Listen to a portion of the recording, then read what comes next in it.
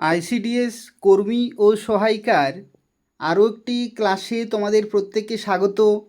আজকে এই ভিডিওতে আমরা আলোচনা করব আইসিডিএস কর্মী ও সহায়িকার পুষ্টি ও জনস্বাস্থ্য থেকে গুরুত্বপূর্ণ প্রশ্নোত্তর সম্পর্কে, এবং আজকের ক্লাসটি হচ্ছে 20 নম্বর ক্লাস।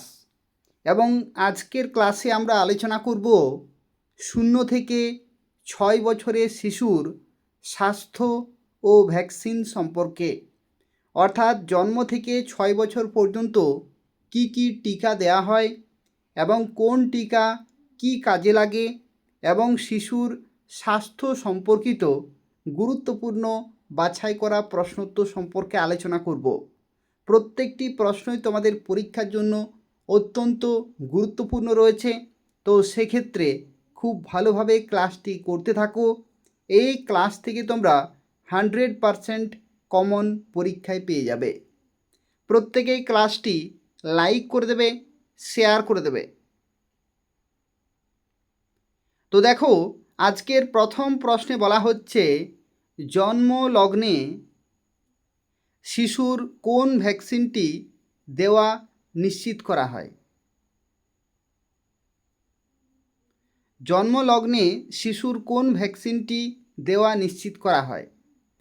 তো দেখো, যক্ষ্মা রোগ থেকে সুরক্ষা দিতে জন্মের পরেই বা যত দ্রুত সম্ভব শিশুকে বিসিজি টিকা দেওয়া হয়।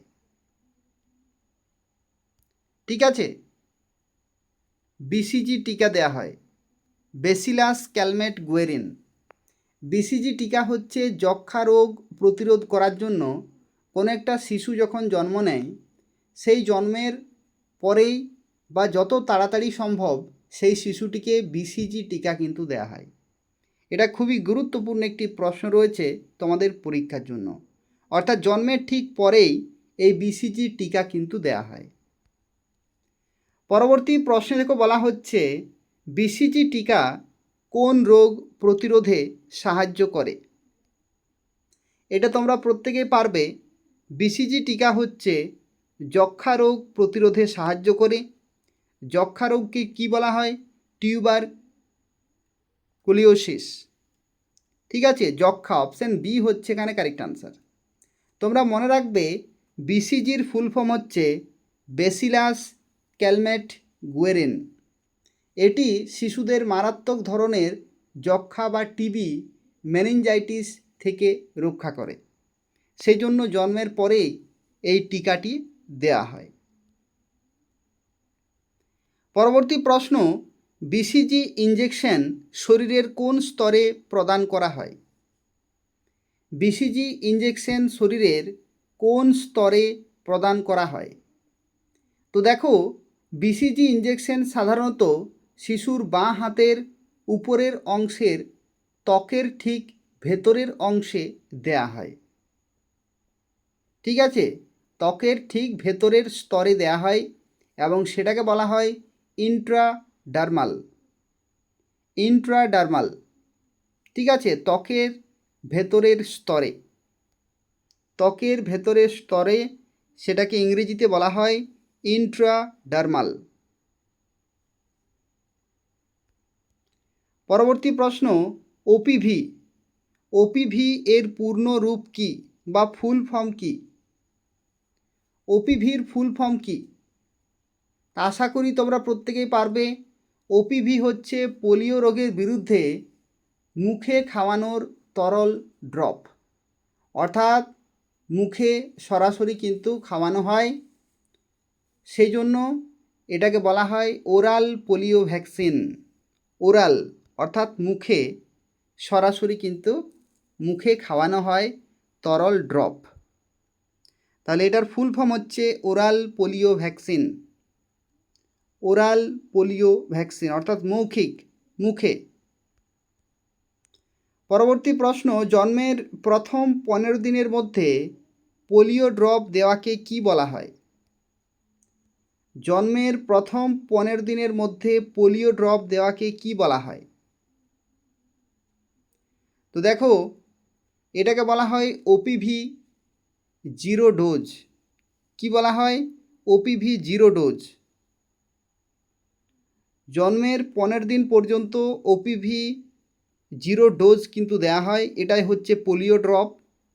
এবং তোমরা মনে রাখবে জন্মের সময় বা হাসপাতালে ছাড়ার আগে যে অতিরিক্ত পোলিও ডোজ দেওয়া হয় তাকে বলা হয় ওপিভি 0 ডোজ, অর্থাৎ সেই সময় কিন্তু অতিরিক্ত পোলিও ডোজ দেওয়া হয়। পরবর্তী প্রশ্ন, পেন্টাভ্যালেন্ট ভ্যাকসিন কয়টি রোগ থেকে শিশুকে সুরক্ষা দেয়? পেন্টাভ্যালেন্ট, তো তোমরা অবশ্যই জানো যে পেন্টাভ্যালেন্ট অর্থাৎ পাঁচটি রোগ থেকে শিশুকে সুরক্ষা দেয় বা রোগ প্রতিরোধ করতে পারে। কোন কোন পাঁচটি? এটি ডিপথেরিয়া, পার্টুসিস মানে কি হুপিং কাশি, টিটেনাস, হেপাটাইটিস বি এবং হিমোফিলাস ইনফ্লুয়েঞ্জা টাইপ বি, এই 5টি রোগ থেকে প্রতিরোধ করতে পারে।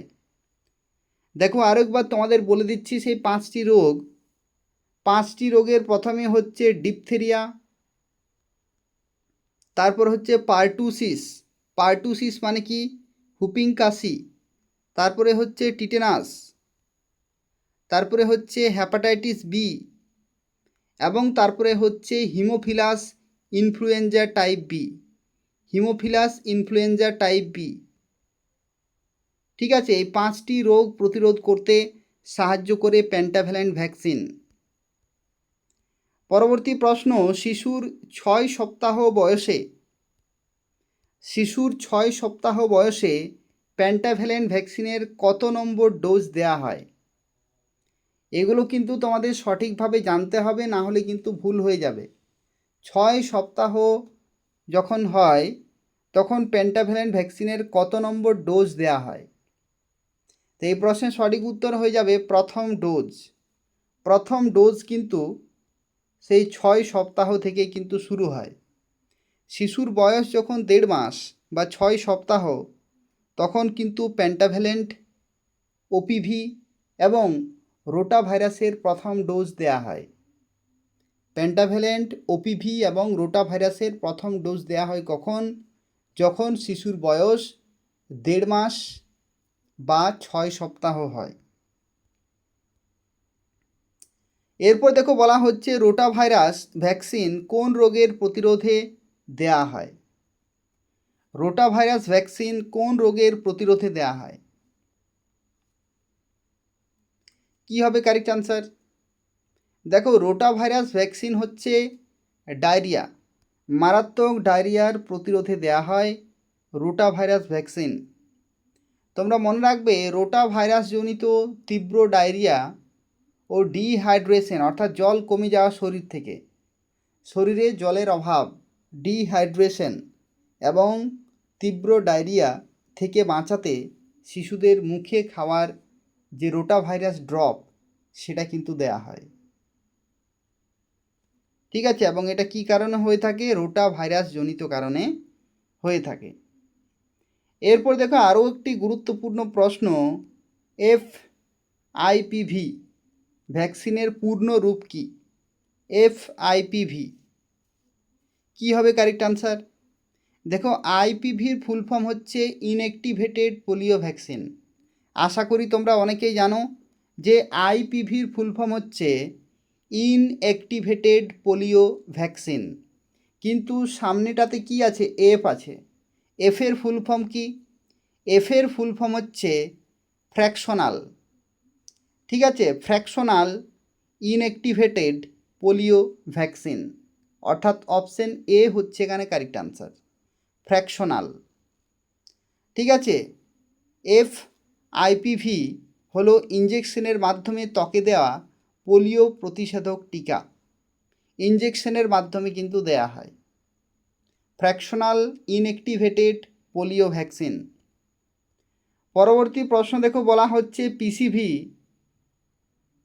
Pneumococcal conjugate vaccine. পিসিভির ফুল ফর্ম কি? নিউমোকক্কাল, বানানটা দেখো পি দিয়ে শুরু কিন্তু উচ্চারণ হবে নিউমোকক্কাল কনজুগেট ভ্যাকসিন কোন রোগ প্রতিরোধ করে? কোন রোগ প্রতিরোধ করে? এই প্রশ্নের সঠিক উত্তর হয়ে যাবে নিউমোকোকাল বা কোক্কাল নিউমোনিয়া ও মেনিনজাইটিস। অপশান বি হচ্ছে এখানে কারেক্ট আনসার। এই যে নিউমোনিয়া, এটা কিন্তু ব্যাকটেরিয়া জনিত একটি মারাত্মক সংক্রমণ। এটাকে প্রতিরোধ করতে পারে পিসিভি অর্থাৎ নিউমোকক্কাল কনজুগেট ভ্যাকসিন। পরবর্তী প্রশ্ন, টিকাদান সূচি অনুযায়ী 10th যে উইক অর্থাৎ যে সপ্তাহ, 10ম সপ্তাহে কোন ডোজ সমূহ দেয়া হয়? 10ম সপ্তাহে কত নম্বর ডোজ? তো 10ম সপ্তাহে দেয়া হয় দ্বিতীয় ডোজ। 10ম সপ্তাহে কত দেয়া হয়? দ্বিতীয় ডোজ। শিশু 10 সপ্তাহে পৌঁছালে প্যান্টাভ্যালেন্টের দ্বিতীয় ডোজ, ওপিভির দ্বিতীয় ডোজ এবং রোটা ভাইরাসের দ্বিতীয় ডোজ কিন্তু দেয়া হয় যখনই 10 সপ্তাহ হয়ে যায়। ঠিক আছে, 10 সপ্তাহ হয়ে যায় তখন কিন্তু দ্বিতীয় ডোজগুলি দেয়া হয়। কোন কোন ডোজ? প্যান্টাভ্যালেন্ট 2, তারপরে হচ্ছে OPV2 আর রোটা ভাইরাস 2। পরবর্তী প্রশ্ন, প্যান্টাভ্যালেন্ট ভ্যাকসিনের 3rd ডোজ কত সপ্তাহে দেয়া হয়? এগুলো একটু মনে রাখার চেষ্টা করবে যে কোন ডোজটি কত সপ্তাহে দেয়া হয়, অর্থাৎ কোন বয়সে কোন ডোজ। প্যান্টাভ্যালেন্ট ভ্যাকসিনের 3য় ডোজ কোন সপ্তাহে দেয়া হয়? তো দেখো, যখন 10 সপ্তাহ হয় তখন দ্বিতীয় ডোজ দেয়া হয়, আর যখন 14 সপ্তাহ হবে তখন তৃতীয় ডোজ। ঠিক আছে, যখন 14 সপ্তাহ হবে তখন তৃতীয় ডোজ, আর যখন 10 সপ্তাহ হবে তখন দ্বিতীয় ডোজ। এগুলো একটু মনে রাখবে। ঠিক আছে, 14 সপ্তাহ অর্থাৎ 3.5 মাস। 3.5 মাস যখন বয়স হয় তখন প্রাথমিক টিকাদানের অংশ হিসেবে তৃতীয় ডোজ সমূহ অর্থাৎ প্যান্টাভ্যালেন্ট 3 নম্বর ডোজ, OPV 3 নম্বর ডোজ দেয়া হয়। পরবর্তী প্রশ্ন, ভিটামিন এ ক্যাপসুলের প্রথম ডোজ কত মাস বয়সে দেয়া হয়? তোমরা অনেকেই জানো যে ভিটামিন এ কী কারণে দেয়া হয়? চোখের সমস্যা দূর করার জন্য, অর্থাৎ রাতকানা, অন্ধত্ব, চোখের যে সমস্যা সেই সমস্যা দূর করার জন্য দেয়া হয় ভিটামিন এ ক্যাপসুল। এই ক্যাপসুলের প্রথম ডোজ কত মাস বয়সে দেয়া হয়? তো দেখো, এটা সঠিক উত্তর হয়ে যাবে 9 মাস। 9 মাস। এবং তোমরা মনে রাখবে যে 9 মাস পূর্ণ হলে হামের বা এমআর প্রথম ডোজের সাথে শিশুকে নীল রঙের কিন্তু ভিটামিন এ ড্রপ দেয়া হয়। নীল রঙের ভিটামিন এ ড্রপ দেয়া হয় এবং সেখানে 1 লক্ষ, তোমরা একটু মনে রাখবে, সেখানে 1 লক্ষ IU অর্থাৎ ইন্টারন্যাশনাল ইউনিট, এটা হচ্ছে মাপের ভিটামিন এ ড্রপ দেয়া হয়। পরবর্তী প্রশ্ন, 9 মাস থেকে 5 বছর বয়স পর্যন্ত ভিটামিন এ কত মাস পর পর দেয়া হয়? এই যে 9 মাস বয়স থেকে শুরু হচ্ছে ভিটামিন এ, সেটা 5 বছর পর্যন্ত কত মাস পর পর দেয়া হয়? ভিটামিন এ কত মাস থেকে শুরু হয়? 9 মাস থেকে 5 বছর পর্যন্ত চলতে থাকবে যাতে চোখের কোনো সমস্যা না হয়। কিন্তু এই যে ভিটামিনের ডোজ, সেটা কত মাস পর পর দেওয়া হবে? তো এটা দেওয়া হয় 6 মাস পর পর টানা 5 বছর। 6 মাস পর পর টানা 5 বছর দেওয়া হবে। কি কারণে দেওয়া হবে? অন্ধত্ব ও রাতকানা রোগ প্রতিরোধে 9 মাসের পর থেকে প্রতি 6 মাস পর পর লাল রঙের ভিটামিন এ কিন্তু খাওয়ানো হয়। তখন 2 লক্ষ IU অর্থাৎ ইন্টারন্যাশনাল ইউনিট মাপের ভিটামিন এ কিন্তু খাওয়ানো হয়। পরবর্তী প্রশ্ন, এমআর ভ্যাকসিনের পূর্ণ রূপ বা ফুল ফর্ম কি? এমআর ভ্যাকসিন কি হবে? এমআর ভ্যাকসিনের ফুল ফর্ম হচ্ছে measles and rubella. Measles and rubella. MR টিকা শিশুকে, মিজেলস মানে কি বলতো? মিজেলস মানে হচ্ছে হাম,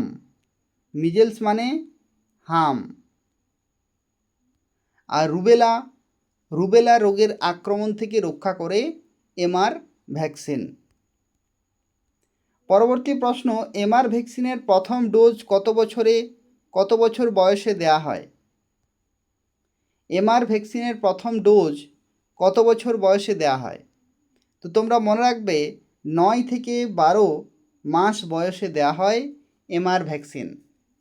শিশু যখন 9 মাস বয়স পূর্ণ করার পর অর্থাৎ 9 থেকে 12 মাসের মধ্যে এমআর ভ্যাকসিনের প্রথম ডোজ কিন্তু দেয়া হয়। পরবর্তী আরও একটি গুরুত্বপূর্ণ প্রশ্ন, জাপানিজ এনসেফ্যালাইটিস অর্থাৎ যেটাকে শর্ট ফর্মে বলা হয় জেই টিকা কোন অঙ্গের সংক্রমণ প্রতিরোধ করে? জাপানিজ এনসেফ্যালাইটিস টিকা কোন অঙ্গের সংক্রমণ প্রতিরোধ করে?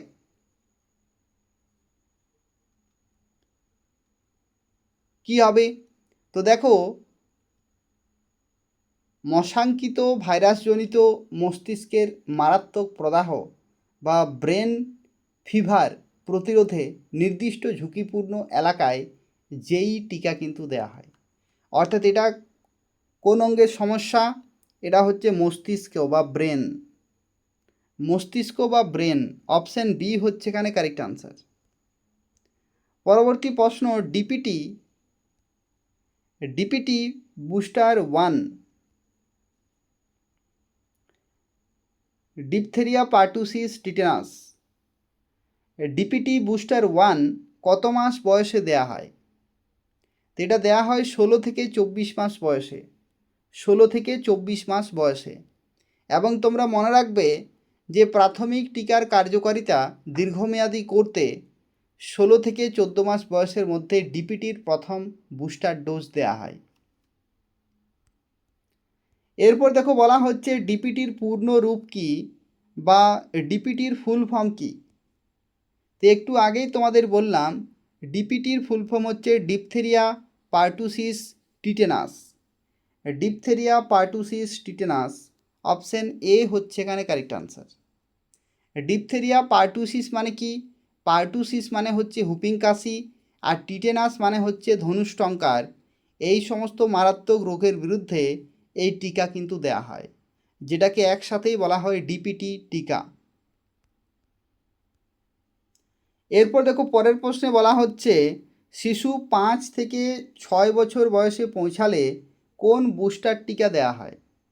যখন 5 থেকে 6 বছর বয়সে পৌঁছায় তখন কোন বুস্টার টিকা দেয়া হয়? তো এই প্রশ্নের সঠিক উত্তর হয়ে যাবে ডিপিটি বুস্টার 2। ডিপিটি বুস্টার 2 দেওয়া হয় 5 থেকে 6 বছরে যখন পৌঁছায়। বিদ্যালয়ে প্রবেশের বয়সে অর্থাৎ যখন 5 থেকে 6 বছর বয়স হয় সেই সময় শিশু কিন্তু বিদ্যালয়ে প্রবেশ করে, এবং সেই সময় শিশুর টিটেনাস ও ডিপথেরিয়া প্রতিরোধ ক্ষমতা সচল রাখতে ডিপিটি দ্বিতীয় বুস্টার দেওয়া হয়। এরপর দেখো রোটা ভাইরাস টিকা শরীরের কোন মাধ্যমে প্রয়োগ করা হয়? রোটা ভাইরাস টিকা শরীরের কোন মাধ্যমে প্রয়োগ করা হয়? কোন মাধ্যমে? তো দেখো রোটা ভাইরাস টিকা কোনো ইঞ্জেকশন কিন্তু নয়, এটি ড্রপ হিসেবে শিশুর মুখে খাওয়ানো হয়। ড্রপ হিসাবে, কোনো ইঞ্জেকশন নয়, এটা ড্রপ হিসাবে মুখে খাওয়ানো হয়। ঠিক আছে, তাহলে অপশান এখানে এ হচ্ছে কারেক্ট আনসার। পরবর্তী প্রশ্ন, হ্যাপাটাইটিস বি বার্থ ডোজ জন্মের কত ঘন্টার মধ্যে দেওয়া উচিত? হ্যাপাটাইটিস বি বার্থ ডোজ জন্মের কত ঘন্টার মধ্যে দেওয়া উচিত? কি হবে কারেক্ট আনসার? তো দেখো হ্যাপাটাইটিস বি এর যে বার্থ ডোজ অর্থাৎ জন্মের পরে যে হ্যাপাটাইটিস বি ডোজ দেওয়া হয় সেটা 24 ঘন্টার মধ্যে দিতে হবে। সেটা 24 ঘন্টার মধ্যে দিতে হবে। সংক্রামিত মায়ের শরীর থেকে শিশুর দেহে হ্যাপাটাইটিস বি ভাইরাসের সংক্রমণ ঠেকাতে 24 ঘন্টার মধ্যে বার্থ ডোজ দেওয়া অতি প্রয়োজনীয়। এরপর দেখো পরবর্তী প্রশ্নে বলা হচ্ছে বিসিজি টিকা দেওয়ার কয়েক সপ্তাহ পর ইঞ্জেকশনের জায়গায় ফুসকুড়ি বা ছোট দাগ তৈরি হওয়া কি নির্দেশ করে? বিসিজি টিকা দেওয়ার কয়েক সপ্তাহ পর কি হয়? যে ইঞ্জেকশনের জায়গায় ফুসকুড়ি বা ছোট দাগ তৈরি হওয়া কি নির্দেশ করে? এটার অর্থ কি? তো দেখো, বিসিজি টিকা পর 2 থেকে 4 সপ্তাহের মধ্যে ইঞ্জেকশনের স্থানে ছোট পাম্পল হয়ে ঘা হতে পারে এবং পরে স্থায়ী ছোট দাগ পড়ে বা সম্পূর্ণ স্বাভাবিক, যা কিন্তু সম্পূর্ণ স্বাভাবিক। অর্থাৎ সেটাতে কোনো রকমের আতঙ্কিত হওয়ার কোনো প্রয়োজন নেই, সেটা কিন্তু একটা স্বাভাবিক জিনিস এবং এটি টিকার স্বাভাবিক প্রক্রিয়া ও রোগ প্রতিরোধ ক্ষমতা তৈরির লক্ষণ। অর্থাৎ এই যে ইঙ্গিত, শরীরে যেখানে ইঞ্জেকশনটি দেওয়া হয় সেখানে কি হয়, ফুসকুড়ি বা ছোট দাগ তৈরি হয়, এটাতে বলা যায় যে সঠিকভাবে টিকা কিন্তু শরীরে গেছে এবং যার ফলে শরীরে রোগ প্রতিরোধ ক্ষমতা কিন্তু তৈরি হয়েছে। এটা একটা স্বাভাবিক জিনিস, এটাতে আতঙ্কিত হওয়ার কোনো কারণ নেই। পরবর্তী প্রশ্ন, হেপাটাইটিস বি সংক্রমণ শরীরের কোন অঙ্গকে ক্ষতিগ্রস্ত করে? হেপাটাইটিস বি সংক্রমণ শরীরের কোন অঙ্গকে ক্ষতিগ্রস্ত করে? খুবই গুরুত্বপূর্ণ প্রশ্ন, প্রত্যেকটি প্রশ্নই কিন্তু গুরুত্বপূর্ণ রয়েছে। খুব ভালোভাবে ক্লাসটি করো, প্রত্যেকে লাইক করে দেবে, শেয়ার করে দেবে আর নিয়মিত ক্লাসগুলো কিন্তু করবে যাতে কোনো ক্লাস মিস না হয়। হেপাটাইটিস বি সংক্রমণ শরীরের কোন অঙ্গকে ক্ষতিগ্রস্ত করে? এটা সঠিক উত্তর হয়ে যাবে লিভার বা যকৃৎ। দেখো, হেপাটাইটিস বি হচ্ছে ভাইরাসজনিত একটা মারাত্মক লিভার ইনফেকশন, যা টিকার মাধ্যমে প্রতিরোধ করা যায়। টিকার মাধ্যমে এটা কি টার্গেট করে? যকৃৎকে কিন্তু টার্গেট করে এবং ইনফেকশন কিন্তু হয়ে থাকে, মারাত্মক লিভার ইনফেকশন হয়ে থাকে হেপাটাইটিস বিতে। পরবর্তী প্রশ্ন, টাইফয়েড কনজুগেট ভ্যাকসিন টিসিভির ফুল ফর্ম কি? টাইফয়েড কনজুগেট ভ্যাকসিন সাধারণত কত মাস বয়সের পর দেওয়া হয়? কত মাস বয়সের পর দেওয়া হয় টিসিভি? দেখো, টাইফয়েড জ্বর থেকে দীর্ঘমেয়াদী সুরক্ষার জন্য শিশু 9 মাস বা তার বেশি বয়সী হলে একক ডোজের টিসিভি কিন্তু দেওয়া হয়। অর্থাৎ এটা কখন দেওয়া হয়? 9 মাস বা তার বেশি, 9 মাস বা তার বেশি। পরবর্তী প্রশ্ন, শিশু টিকা ও স্বাস্থ্য সম্পর্কিত হিসাব সংরক্ষণের কার্ডটিকে কি বলা হয়? এটা অত্যন্ত গুরুত্বপূর্ণ একটি প্রশ্ন, ভেরি ইম্পর্ট্যান্ট। শিশুর যে টিকা, অর্থাৎ কখন কোন টিকা দেয়া হবে, কখন কোন টিকা দেয়া হয়েছে বা কোনগুলি বাকি আছে, এই যে সম্পর্কিত ইনফরমেশন বা তথ্যগুলো যে কার্ডে লেখা থাকে এবং স্বাস্থ্য সম্পর্কিত বিভিন্ন সচেতনতামূলক বিভিন্ন তথ্য লেখা থাকে, সেই কার্ডটির নাম কি?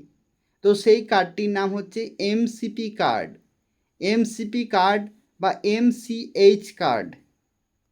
ঠিক আছে, এটার ফুল ফর্ম কি? এটার ফুল ফর্ম হচ্ছে মাদার চাইল্ড প্রোটেকশন কার্ড। ঠিক আছে, মাদার চাইল্ড হেলথ কার্ড অথবা মাদার চাইল্ড প্রোটেকশন কার্ডও কিন্তু বলা হয়ে থাকে।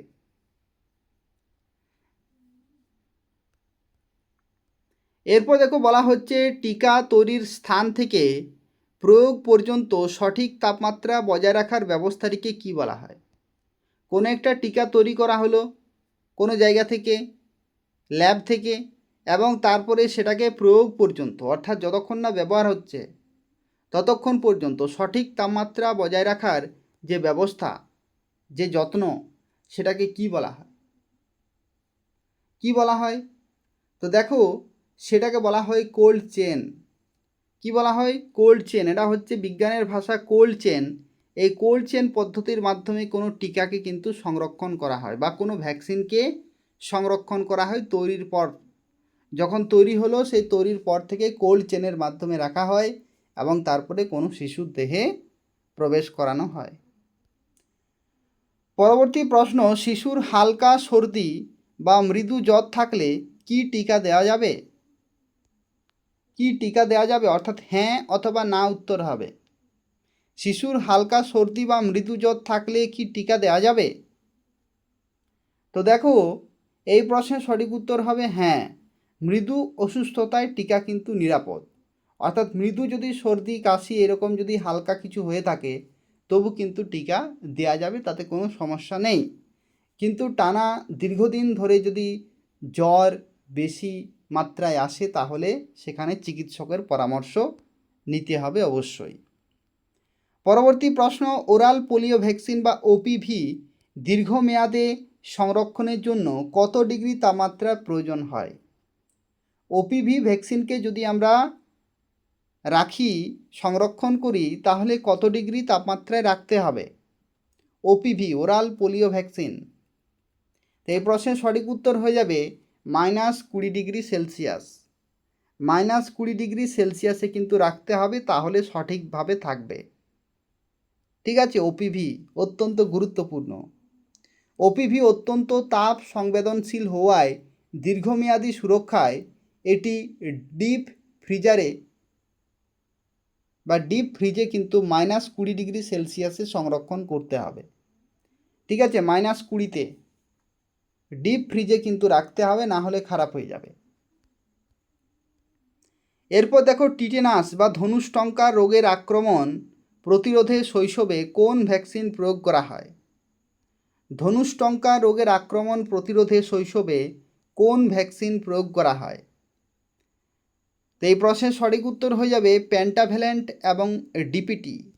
পেন্টাভ্যালেন্ট ভ্যাকসিন দেওয়া হয় যেটাতে টিটেনাস আছে, আর ডিপিটির মধ্যে যে টি সেটা হচ্ছে টিটেনাস। তাহলে পেন্টাভ্যালেন্ট এবং ডিপিটি দেওয়া হয় ধনুষ্টঙ্কার প্রতিরোধের জন্য। পেন্টাভ্যালেন্ট ভ্যাকসিনের উপাদানে এবং পরবর্তীতে ডিপিটি বুস্টারে টিটেনাস টক্সয়েড থাকে, যা শিশুকে ধনুষ্টঙ্কার বা টিটেনাস রোগ থেকে রক্ষা করে। ঠিক আছে, এই হচ্ছে 30টি গুরুত্বপূর্ণ প্রশ্ন উত্তর শিশুদের জন্ম থেকে 6 বছর পর্যন্ত, অর্থাৎ জন্ম থেকে 6 বছর পর্যন্ত যে সমস্ত টিকা বা ভ্যাকসিন দেওয়া হয় এবং শিশুর স্বাস্থ্য সম্পর্কিত গুরুত্বপূর্ণ বাছাই করা প্রশ্নোত্তর ছিল। এই প্রশ্নোত্তরগুলি থেকে তোমরা পরীক্ষাতে হুবহু কমন কিন্তু পেয়ে যাবে। তো তাই যারা ক্লাসটি করলে কে কত সঠিক উত্তর দিতে পেরেছো অবশ্যই কমেন্টে জানাবে। আর যদি খুবই কম সঠিক উত্তর দিতে পেরেছো তাহলে আমি তোমাদের বলবো যে বারবার কিন্তু প্র্যাকটিস করবে। বারবার প্র্যাকটিস করলে মনে থাকবে, আর তারপরেই তোমরা কিন্তু পরীক্ষাতেও মনে করতে পারবে। বারবার প্র্যাকটিস করাই হচ্ছে একমাত্র হাতিয়ার, সেভাবেই তোমাদের কিন্তু অনুশীলন করতে হবে। আর রেগুলার ক্লাসগুলি করতে থাকো। গুরুত্বপূর্ণ প্রত্যেকটি ক্লাসে গুরুত্বপূর্ণ প্রশ্ন উত্তর আলোচনা করা হয়, তো তাই কোনো ক্লাস কিন্তু বাদ দেবে না। প্রত্যেকেই ক্লাসটি লাইক করে দেবে, শেয়ার করে দেবে। ধন্যবাদ।